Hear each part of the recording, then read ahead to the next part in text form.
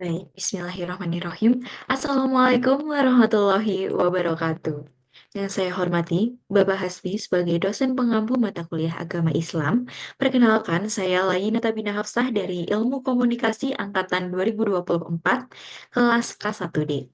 Di sini saya akan mempresentasikan tentang pandangan Islam tentang korupsi, khususnya pada gulul dan riswah. Baik, pandangan Islam tentang korupsi. Islam memandang korupsi sebagai perbuatan yang keji. Perbuatan korupsi dalam konteks agama Islam sama dengan fasad, yakni perbuatan yang merusak tatanan kehidupan yang pelakunya dikategorikan melakukan jinayat al-kubro atau dosa besar. Hukum perbuatan korupsi menurut pendapat ulama fikih secara aklamasi dan konsensus atau ijma adalah haram karena bertentangan dengan prinsip makasyidusi syariah. Kemudian saya akan membahas lebih detail terkait dengan perbuatan gulul. Jadi gulul merupakan penyalahgunaan jabatan. Jabatan adalah amanah. Oleh karena itu, penyalahgunaan terhadap amanah hukumnya haram dan termasuk kepada perbuatan tercela. Bentuk-bentuk lain dari penyalahgunaan jabatan atau gulul ini juga bisa berupa perbuatan kolutif, yang misalnya mengangkat orang-orang dari keluarga, teman, sanak kerabat yang tidak memiliki kemampuan untuk menduduki jabatan tertentu, padahal lebih banyak yang berkompeten pada bidang tersebut. Selanjutnya juga terdapat beberapa hadis riwayat, salah satunya Abu Dawud. Rasulullah bersabda, siapa saja yang telah aku angkat sebagai pekerja dalam suatu jabatan, kemudian aku gaji, maka suatu yang diterima di luar gajinya adalah gulul ataupun korupsi. Nah, ada pendapat juga yang mengatakan bagaimana tindakan gulul itu dapat dikategorikan sebagai tindakan koruptif.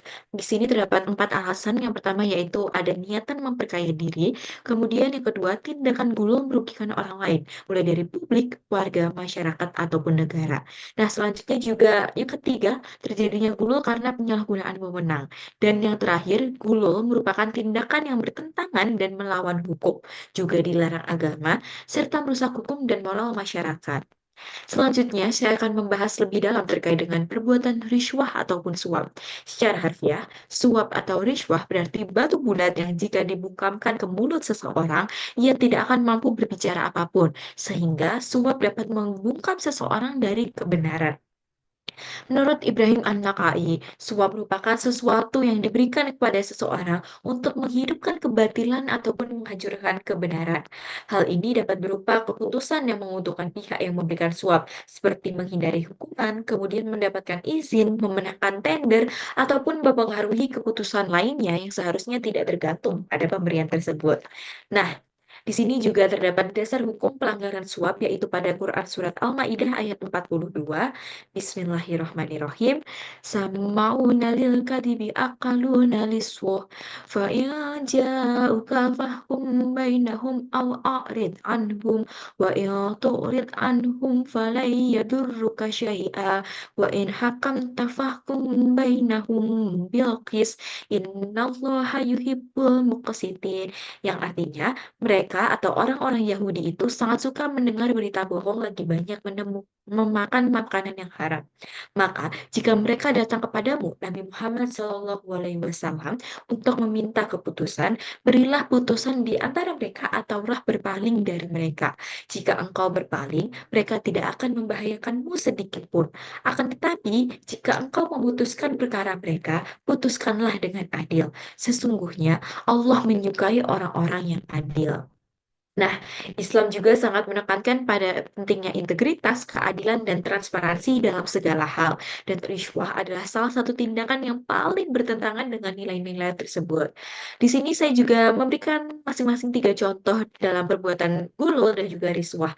Dan yang paling sering terjadi di perbuatan gulul adalah seorang pegawai negeri yang menerima hadiah atau imbalan untuk melaksanakan tugas yang seharusnya sudah termasuk dalam gaji ataupun kompensasi resminya. Dan juga pada perbuatan riswah yang paling sering terjadi itu seorang individu yang memberikan uang suap kepada polisi untuk menghindari denda ataupun hukuman.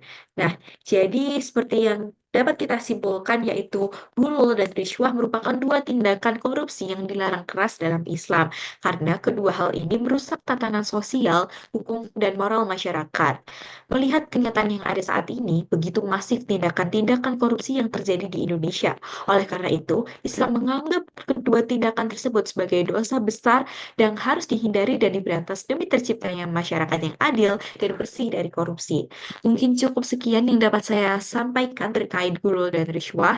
Mohon maaf yang sebesar-besarnya apabila terdapat salah kata dan kekurangannya. Terima kasih banyak. Wassalamualaikum warahmatullahi wabarakatuh.